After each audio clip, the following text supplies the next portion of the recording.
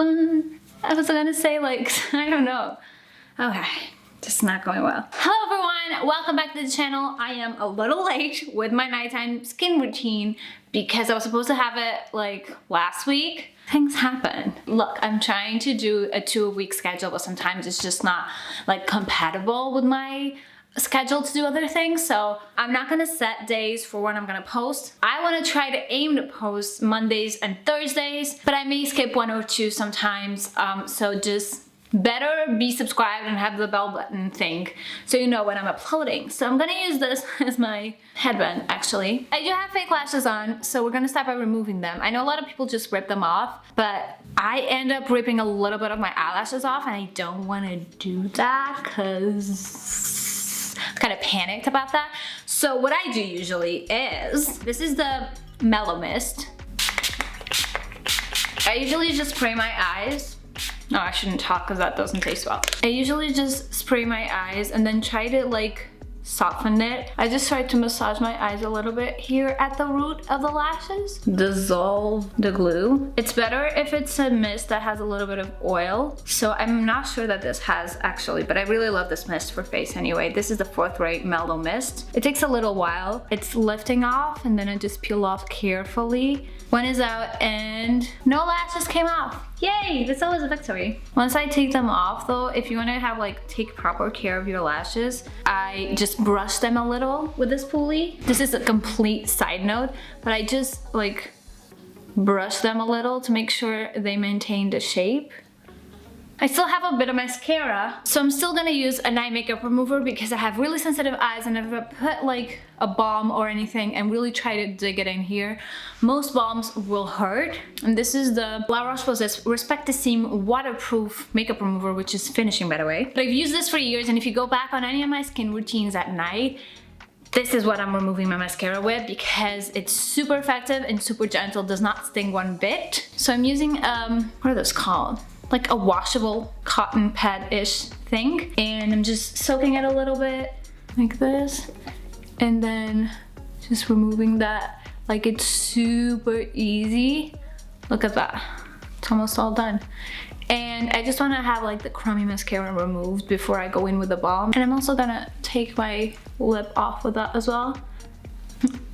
Anyway, so now I'm gonna use the balm cleanser, and this is where it gets tricky. If I'm only wearing SPF, I'm not wearing makeup, I like something a little bit lighter than this. I really like actually the Ren Perfect Canvas Clean Jelly. It should work on makeup as well, but for really heavy makeup like I had on today, I do prefer something a bit more. This is the Versed Day Dissolve Cleansing Balm with eucalyptus oil and vitamin E. I'm just new to this brand, but I really loved everything that I've tried. They're stocked now on Cult Beauty. In terms of like comparing this to something I've already used and talked about, maybe so that you can get an idea. Comparing this to the Emma Hardy one. The Emma Hardy is more like a butter, more luxurious, whereas this melts a little bit faster. That completely melts and dissolves everything. It's really nice on the skin and it isn't heavy, so if you feel like maybe the Emma Hardy is too heavy for you or you don't want like the oils, this comes off completely. The Emma Hardy does too, but I feel like it is heavier. And now I'm gonna remove with a cloth. I especially love like bamboo fiber cloths, they're my favorite, but any cloth will do. So I just wet it and go through the skin, kind of like not too harsh, but making sure that I'm dragging the product with me. You can also emulsify, but I don't think it is as effective. Well, I just lost an earring. Might as well. I'm gonna go off to my second cleanse now, and I'm using the INKEY Salicylic Acid Cleanser. It's really nice. It foams up a little bit, but it's not overly foamy or overly dry. So I just wet my face a little, and then I'm going in with the cleanser. It is sort of like a dense cleanser. As you can see, like here, if you don't add a lot of water, it won't really foam up a lot. But I just massage that in, specifically in the areas that I have like breakouts. And then I'm gonna use my FOREO Luna. This is the Luna 3, and this is the one for sensitive skin. Really nice at, I want to say like drawing impurities out, but it's really nice at like deep cleansing skin without being harsh. The little bristles are like silicone as well, and it turns off Now that I've worked it into my face, I'm gonna rinse it out.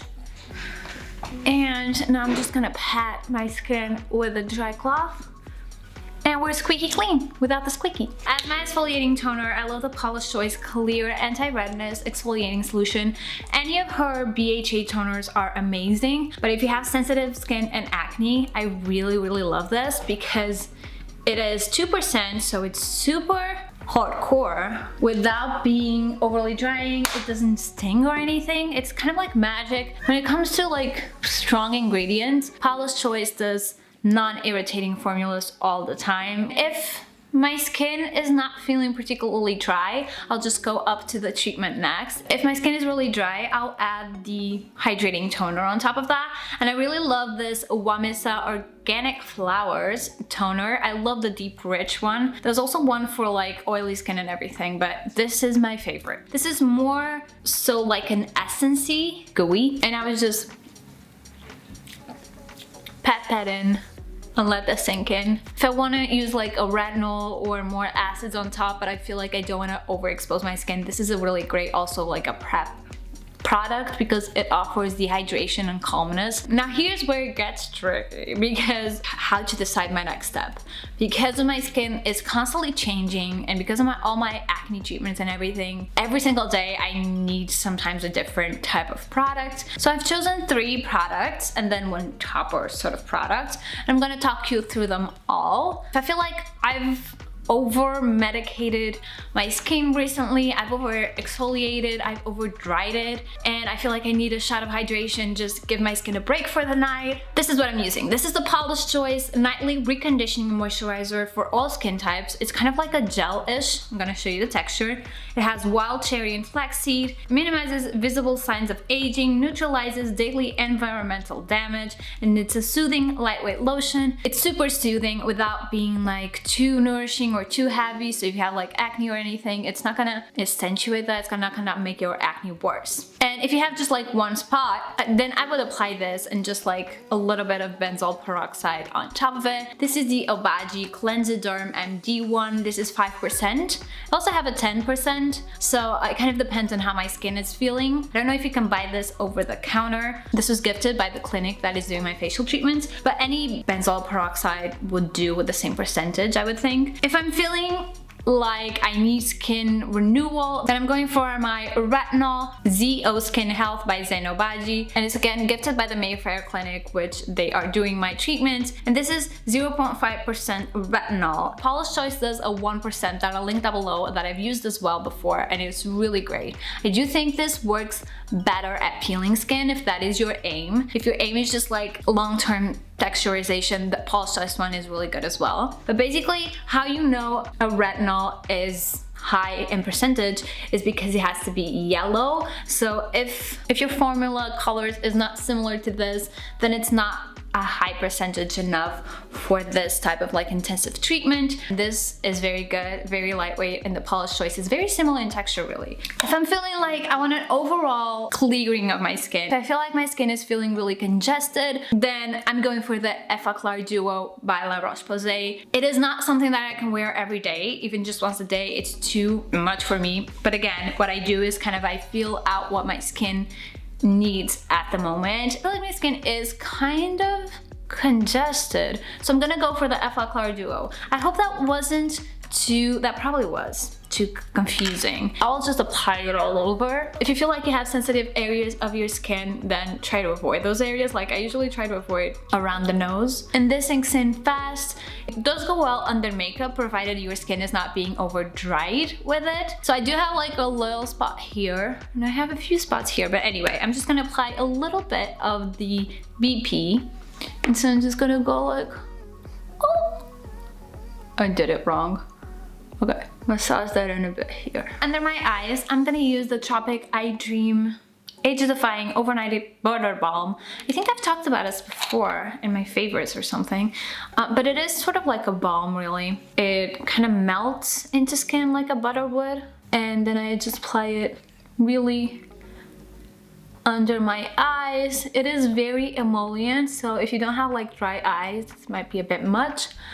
But I do have dry under eyes, and especially if I'm doing a lot of acne treatments, they sometimes drag a little upward, so this is great to kind of nourish them and replump them. If I do have any sensitive areas like around my nose, like I said, I really love the Ren Evercalm Overnight Recovery Balm. It's just basically like a balm oil, but it melts really easily. It's just gonna help recovery. And I'm gonna apply my lash serum, and this is the UK lash one that I've spoken about before, especially at night, sometimes before makeup if I can remember. And it does help with lash growth, which I have a lot of trouble with my lashes. I don't know why. I didn't used to be like this. Maybe it's because I'm wearing like more lashes recently. Maybe. And then I'll also use the Gardener's Sweet Nectar Lip Mask from Crabtree and Evelyn. This is a blend of coconut, agave, and avocado. I would say it smells like citrusy. Tastes orangey as well. I also like the Kiehl's Butter Mask that I've talked about it before. The Butter Mask is more of a matte balm, and this is more of a shiny balm, so you know, they're both great. So I love to use a head wrap or like any type of like silk thingy. This is from Silk, and I'm gonna link it down below. They have other colors as well. This is the most fashionable one I own. It's gonna keep your hair super smooth and conditioned and like silky, and it's also gonna protect your hair oils from getting into your face and probably producing more acne. They also have, I don't know if they have pillowcases, but I do have a silk pillowcase that is not from them. It was a long video. I think it's gonna be so hard to edit. I was so confusing about everything. So if you have any questions, skincare or otherwise, just let them down below in the comments, and I'll do my best to respond if you want like skincare recommendations and stuff. This nonsense ranting hasn't put you off me. Give this video a thumbs up if you liked it. Subscribe to the channel, and don't forget to click the little bell button so you know every single time I'm uploading. And that's pretty much it. Bye!